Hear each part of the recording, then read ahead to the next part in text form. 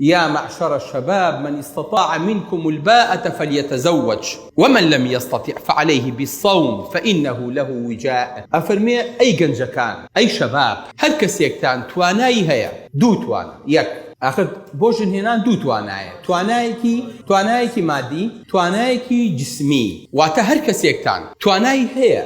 ماڵ پێکەوەنێ و تواناشی هەیە لە ڕووی جسمیەوە کە خێزان پێکەوەنێ ئەوە بازەواج کات. ئەی نەیتوانی پارەی نەبوو توانای نەبوو ئیمکانیاتی نەبوو بووی نەگونجا فعليه بالصوم بالرجوع به. وتكي پیغمبري خوا فرمودكي پیغمبري خوا صلى الله عليه وسلم زور واضحة زور شرطي دانا ناوى توانات هي لروي جسمه حزد لآفرته حزد لشوكردنا حزد لها وسجيرية زواجك حزد لينية بعرف وبعادتي أمره المخلطة بويك أمره خلق جزريتيايا بداخل وخوشو يستكانو أمره جنجي إيما ئافرەتی ئێمە خۆشەویستانی ئێمە زەواج ناکە شو ناکە ژن ناهێنێ وەڵا کاکە من خوێنم لەبەرە هەتاوەکو خوێندنەکەی دکتۆرا و ماستەر و هەموو شتێ تەواوەکە اینجا وەڵا بیر لە زەواجەکاتەوە ئێکە بیری لە زەواج کردەوە تەمەنی لە 30 ئەو منە تێپەڕیوە ئیتر کەڵکی مناڵبوون و مناڵسدەوەی نەماوە هەم بۆ کوڕ هەم بۆ کچ ئەوانەی کە لە تەمەنێکی پیریان مناڵەخەنەوە